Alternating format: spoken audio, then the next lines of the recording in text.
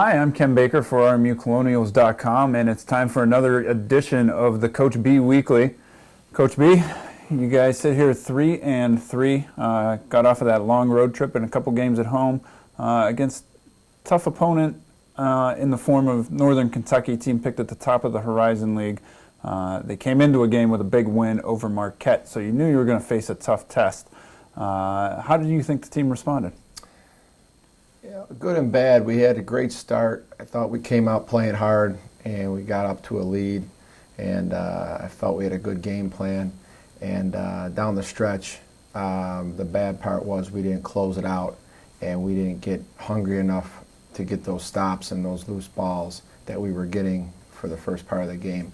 And ultimately, that's why we went down. Yeah, and that's a Northern Kentucky team, again, picked at the top of the Horizon League. They've played a very tough schedule this year. Home victory against Marquette. Prior to Northern Kentucky, you guys made the short trip up to Youngstown State, another Horizon League team that gave you a bit of a different look, I think, than what you guys have seen this year. Mm-hmm. And again, really, a tough game to go into. What do you pull out of a game like Youngstown State? Youngstown was very physical with us off the ball. And, they were calling it very close on the ball. So we had to get more adjusted to that type of officiating. And we had to do a better job at the Youngstown State game as when we were getting physically knocked around off the ball, that we had to stay mentally tough and focus on our jobs. And we didn't do that. And they did a good job of taking us out of us being comfortable offensively and controlling the tempo to where they were playing at their best, and I felt we really let that one get away by just not staying mentally tough enough.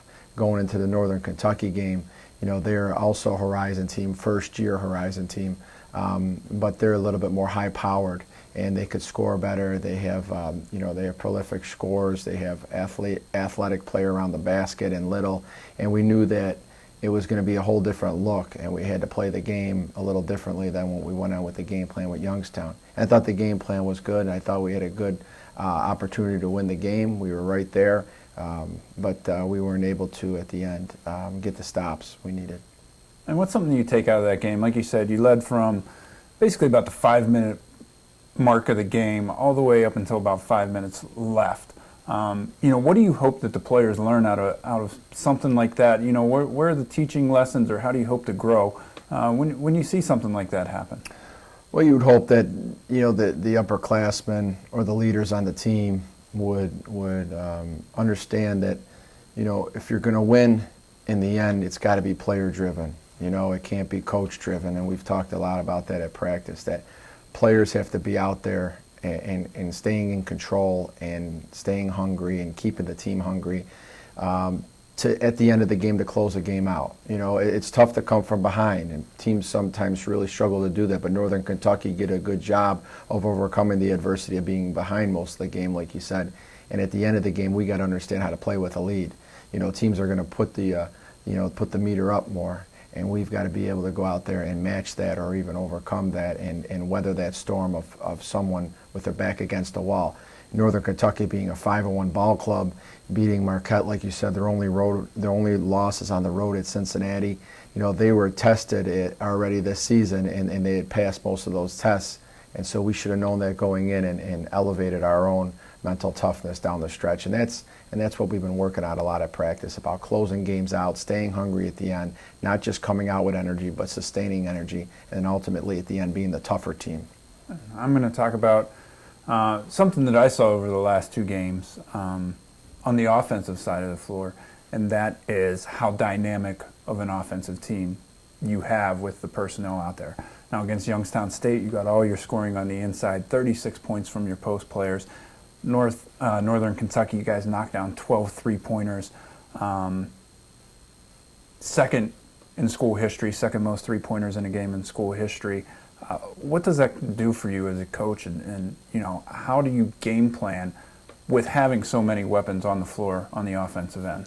Well, teams are going to play it differently. When we got into conference the last couple of years, we would see one game plan from one team and one game plan for the other. So this kind of thing is good for us because you can adjust then as the season goes on to how the team is playing you and what's open and what you need to do when a team's showing you different looks. When they play a zone like Northern Kentucky was, we were getting real good looks down the stretch from our shooters. We just happened to miss down the stretch. But those were real good looks. When those shots go in, it's great. And when those shots go off, we're shooting too far. But they were wide open shots, most of those threes, and I thought we did a good job of breaking down the zone. When it came to Youngstown State, they were being more physical and pressuring the perimeter more and playing a man-to-man defense. So inside was wide open to get the ball in and then have room to work. And Warmack and Mulrain, they had their way in there and did a great job of finishing, but they had the whole paint to themselves because they stretched it out. So two completely different looks, but you got to be able to adjust and do both. Our guards can hit shots. Our centers can post up. Our fours can go in and out. But when the team's giving you good looks either in or out, you've got to execute and you've got to finish. So, we don't live and die from the three, but we don't live and die from the inside. We've got to be versatile because teams are going to play you differently. And you talk about that versatility. 6 games into the season, you've had 5 different players lead the team in scoring. So certainly the team aspect, you have all kinds of weapons. Is that something that you adjust for in-game, or is that something usually through film and scout you have a pretty good idea? Or is it something that you kind of have to make the call as you see the game progressing?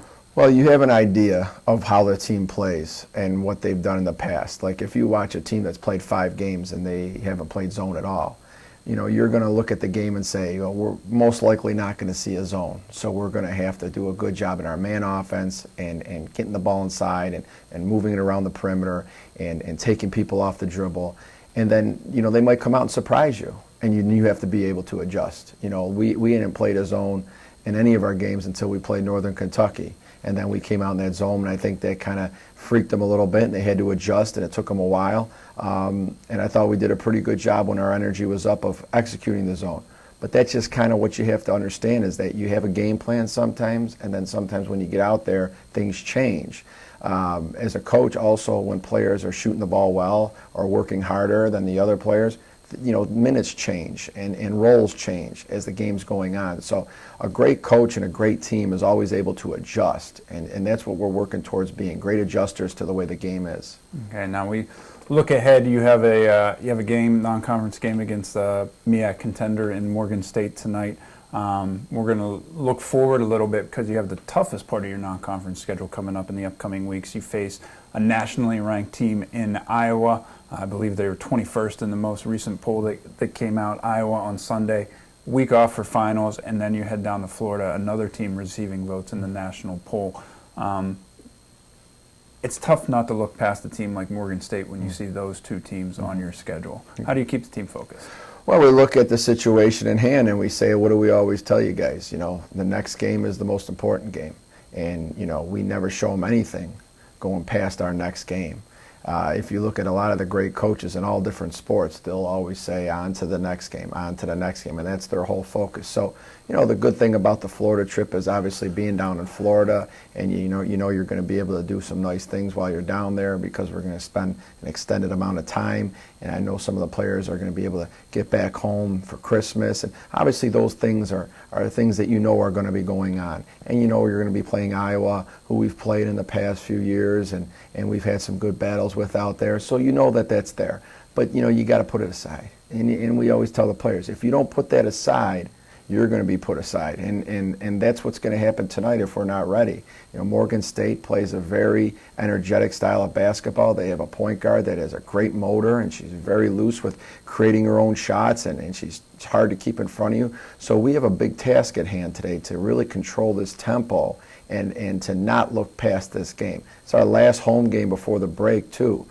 So if we don't take care of business here today at home, everything for the rest of the month of December is on the road until we come back from Christmas. So we're very focused. We're coming off of 2 tough losses, games that we could have won.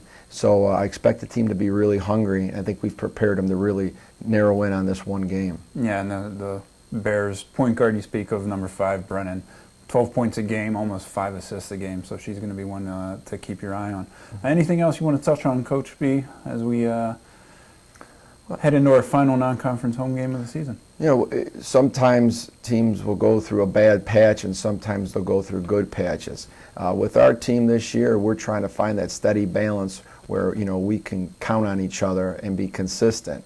Coming off of 2 hard-fought losses, you know, this is going to be a big test to our team to see where our character is, how we respond. You know, we lost to Youngstown, we had an opportunity to beat Northern Kentucky, and we let that one slip away. And now we have an opportunity here to get back on the winning track, and we're only going to get there by doing the things that have been taught to us. So this is going to be a big game for us tonight to see where we're at character-wise and team-wise, because this team has to really understand that the only way they're going to win and get to where they want to get is progressing and growing, and the only way you're going to do that is everyone coming together when times are down, not just when times are up. And I think we saw that earlier in the season, a tough loss at Charlotte, but the team rebounded with big wins at Monmouth and LaSalle. Similar situation right now, and we'll see if the Colonials can take care of business tonight against Morgan State and going ahead into Iowa and Florida. Coach B, thanks for your time once again. For RMUColonials.com, I'm Ken Baker.